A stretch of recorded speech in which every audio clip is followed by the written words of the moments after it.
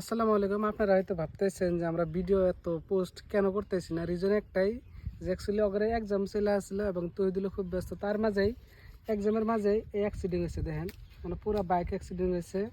Okay নিয়ে আরও দুইজন পুরা সিরিয়াসভাবে ইনজুরি হয়েছে। এই দেখেন পুরা শরীর এবং ঠ্যাং ঠুঙের অবস্থা নাই বর্তমান। তার জন্যে সারা শরীর গেছে। যদিও ওর উপর আমার বহুত রাগ উঠছে, কারণ এক্সামের টাইমে একটা কাণ্ড জ্ঞান কাম করে বসছিল। আপনারা হয়তো ফেসবুক লাইভে যারা একদিন দেখছেন, রাতে 2টা বাজে আমি লাইভে কইছিলাম। তারপরে থেকে ক্রমান্বয়ে ভিডিও খুব কম পোস্ট হয়েছে। একটাই রিজন যে মহাত অ্যাক্সিডেন্ট হয়েছে। তারপরে থেকে আঙ্গরে মনের যেটা আছিল, মনটা খুব ভেঙে পড়ে গেছে। আমরা মানে খুবই খারাপ একটা অ্যাক্সিডেন্ট হয়েছে এবং ও সব থেকে যদিও কম ইঞ্জুরি পাইছে, কিন্তু আরও বেলেগ মানুষের যাগুলো লাগে অ্যাক্সিডেন্ট হয়েছে তারা খুব বেশি ইঞ্জুরি পাইছে।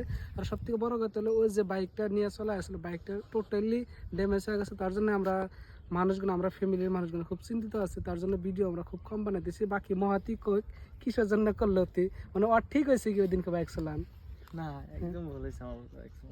মানে সেকেন্ডের একটা খেলা। আমি ওকে বাড়িতে গেছি, বাইকটা ফুরুত করে নিয়েছে, বাড়ি পাই নাই, তার আগে ফুরুত করে নিয়ে বাড়া গেছে 19 তারিখে রাইতে 10:30 বাজে অ্যাক্সিডেন্ট হয়েছে। তারপরে থেকে এইভাবে এই হাত নিয়ে এক্সাম দিতেছে। আজকে অল্প সুস্থ হয়েছে, হাঁটা পারতেছে, কিন্তু একবার দেখেন এরকম ঘাও শরীরে আছে, ঠেঙে আছে পুরা। মানে আমরা সবাই চিন্তিত, মানে চিন্তিত হওয়ার কারণ আছে, কারণ গাড়ি মোটর ধ্বংস বা নষ্ট হয়েছে আমরা কিনে না পাবো, কিন্তু ওর অভাব হয়েছে। আর সব থেকে বড় কথা, জীবনের একটা বড় একটা এক্সাম সিচুয়েশনে এক্সাম দেওয়ার টাইমে একটা অ্যাক্সিডেন্ট হয়েছিল। তার জন্য আমরা ভিডিও খুব কম বানাই দিছি, কারণ আমরা চাইতেছি যে ও সুস্থ হোক এবং জাগরে ইনজুরি বানাইছে মহাত ওই মানুষগুলো সুস্থ হয়, কারণ ভেজালটা মরুক, তারপর আমরা ভিডিও বানাবো। এই জন্য আমরা ভিডিও বেশি পোস্ট করতেছি না, এটাই মেন রিজন।